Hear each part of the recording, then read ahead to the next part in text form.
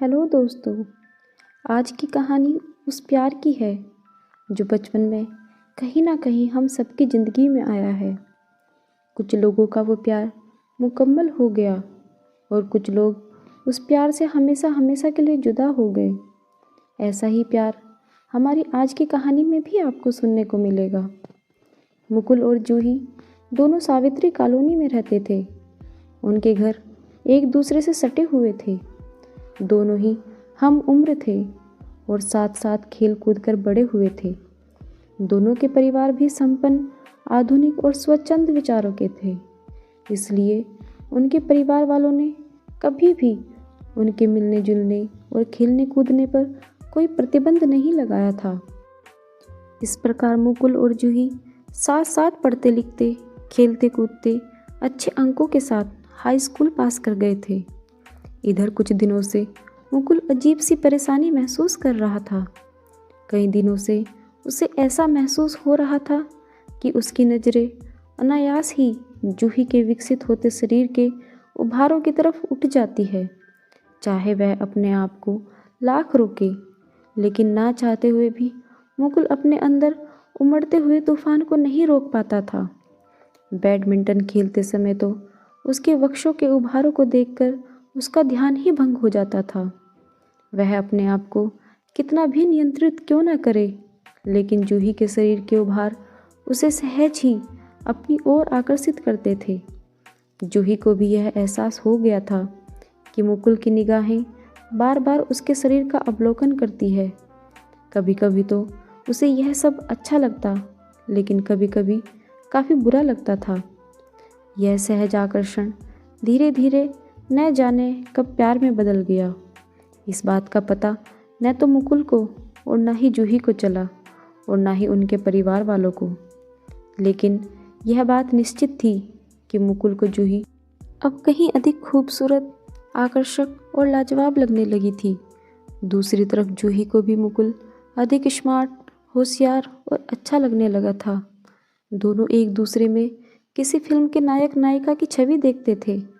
बात यहाँ तक पहुँच गई थी कि इस वर्ष वैलेंटाइन डे पर दोनों ने एक दूसरे को न सिर्फ ग्रीटिंग कार्ड दिए, बल्कि दोनों के बीच प्रेम भरे एसएमएस का भी आदान प्रदान हुआ।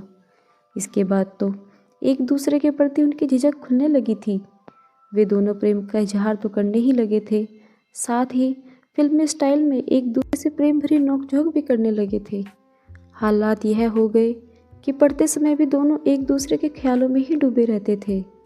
अब किताबों के पन्नों पर भी उन्हें एक दूसरे की तस्वीर नज़र आ रही थी। हालांकि मुकुल और जूही के परिवार वालों को उनके मिलने से कोई आपत्ति नहीं थी, लेकिन फिर भी दोनों एक दूसरे से मिलने के लिए अपने घरों में झूठ भी बोलने लगे थे।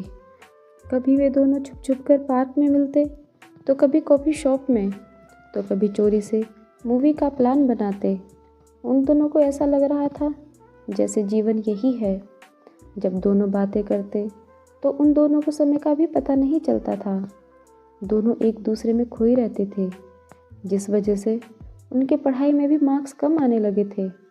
दोस्तों, कहते हैं ना कि प्यार छुपाए नहीं छुपता, तो उन दोनों का कैसे छुप सकता था। आखिरकार वह थे तो अभी बच्चे ही ना।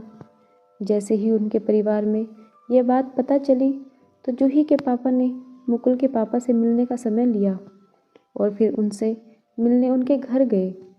फिर दोनों ने सौहार्दपूर्ण वातावरण में मुकुल और जूही के प्रेम व्यवहार और उनके भविष्य पर चर्चा की, जिससे वे दोनों कहीं गलत रास्ते पर न चल पड़े। दोनों ने बातों ही बातों में मुकुल और जूही को सही मार्ग पर आगे बढ़ाने की योजना और नीति बना ली थी। क्योंकि वह दोनों ही परिवार बहुत सभ्य थे, इसलिए उन्हें उनके भविष्य की भी चिंता थी। वे दोनों ही परिवार नहीं चाहते थे कि मुकुल और जूही प्रेम के जाल में फंसकर अपना भविष्य न बर्बाद कर ले। तब एक दिन मुकुल के पापा ने सही अवसर पाकर मुकुल को अपने पास बुलाया और उससे इस प्रकार बातें शुरू की जैसे उन्हें उसके और जूही के बीच पनप रहे प्रेम संबंधों के बारे में कुछ पता ही न हो। उन्होंने बड़े प्यार से मुकुल से पूछा, बेटा मुकुल, आजकल तुम खोए खोए से रहते हो। इस बार तुम्हारे नंबर भी तुम्हारी योग्यता और क्षमता के अनुसार कम ही आए हैं। आखिरकार क्या समस्या है बेटा? मुकुल के पास इस प्रश्न का कोई सटीक उत्तर नहीं था। कभी वह प्रश्न पत्रों के कठिन होने को दोष देता, तो कभी आंसर शीट के चेक होने में हुई लापरवाही को दोष देता। मुकुल बेटा, मुझे तो ऐसा लग रहा है कि तुम अपना ध्यान पढ़ाई में सही से नहीं लगा रहे हो। कोई इश्क विश्क का मामला तो नहीं है? यह सुनते ही मुकुल को करंट सा लगा। उसके मुंह से तुरंत निकला, नहीं पापा, ऐसी कोई बात नहीं है। बेटा, यह उम्र ही ऐसी होती है।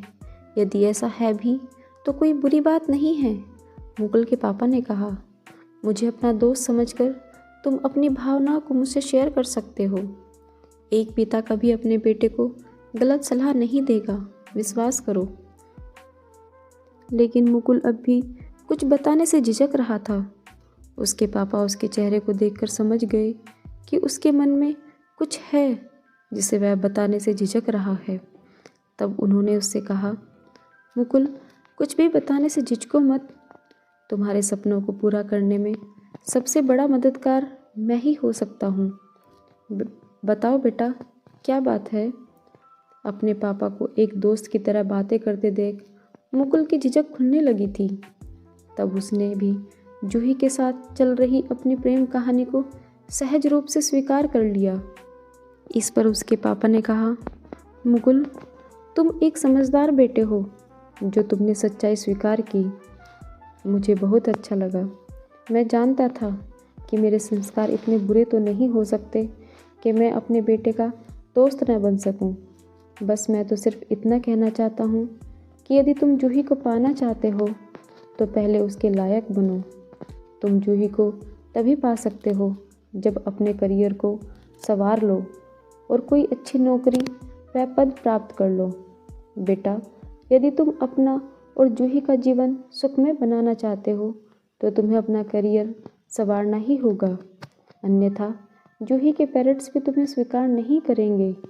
इस दुनिया में असफल आदमी का कोई साथ नहीं देता। यह सुनकर मुकुल ने भावावेश में कहा, पापा, हम एक दूसरे से सच्चा प्यार करते हैं, कभी हम एक दूसरे से जुदा नहीं हो सकते। ये सुनकर मुकुल के पापा बोले, बेटा, तुम दोनों को जुदा कौन कर रहा है? मैं तो बस इतना कह रहा हूँ कि यदि तुम जूही से जुदा नहीं होना चाहते तो उसके लिए कुछ बनकर दिखाओ, अन्यथा कितने ही सच्चे प्रेम की दुहाई देने वाले रिश्ते हों, अनमेल होने पर टूट और बिखर ही जाते हैं। यदि तुम ऐसा नहीं चाहते तो जूही की ज़िंदगी में खुशबू महकाने के लिए तुम्हें कुछ बनकर दिखाना ही होगा। अपने पापा की बातें सुनकर मुकुल को अपनी गलती का एहसास हुआ और वह अपने पापा से बोला, पापा, आपकी बात मुझे समझ आ गई है। हम जिस चीज़ को चाहते हैं उसके लिए हमें उसके लायक बनना ही पड़ता है, नहीं तो वह चीज़ हमारे हाथ से निकल जाती है। अभी तक मैं अपना बेशकीमती समय यूं ही गाने सुनने और फिल्में देखने में गंवा रहा था। अब मैं अपना पूरा समय अपना करियर संवारने में लगाऊंगा। मुझे अपने प्यार के लायक बनना है। शाबाश बेटा, अपने इस जज्बे को कायम रखो और अपनी पढ़ाई में पूरा मन लगाओ। अपना करियर संवारो। मात्र सपने देखने से कुछ नहीं होता, उन्हें हकीकत में बदलने के लिए प्रयास और परिश्रम करना ही पड़ता है। जूही को पाना चाहते हो तो जूही के काबिल बनो। पापा, आपने मेरी आंखें खोल दी है। मैं आपसे वादा करता हूँ कि मैं ऐसा ही करूँगा। ठीक है बेटा, तुम्हें मेरी सलाह समझ में आ गई। मैं एक दोस्त और मार्गदर्शक के रूप में तुम्हारे साथ हूँ। इधर इसी प्रकार की बातें जूही के पेरेंट्स ने जूही को भी समझाई और इसका असर जल्दी ही देखने को मिला। मुकुल और जूही एक दूसरे को पाने के लिए अपना अपना करियर संवारने में लग गए। अब वे दोनों अपनी पढ़ाई ध्यान लगाकर करने लगे थे। जूही और मुकुल के पेरेंट्स भी यह देखकर काफ़ी खुश थे कि उनके बच्चे सही राह पर चल पड़े हैं और अपना अपना भविष्य उज्जवल बनाने में लगे हैं। दोस्तों, प्यार करना कोई गलत बात नहीं है, लेकिन उस प्यार के लिए अपनी जान गंवाना गलत बात है। तो दोस्तों, आपको कहानी अच्छी लगी हो तो वीडियो को लाइक करें और चैनल पर नए हैं तो चैनल को सब्सक्राइब करें और हाँ, नोटिफिकेशन बेल को ज़रूर दबाएं ताकि अगली अपडेट सबसे पहले आपको मिले। धन्यवाद।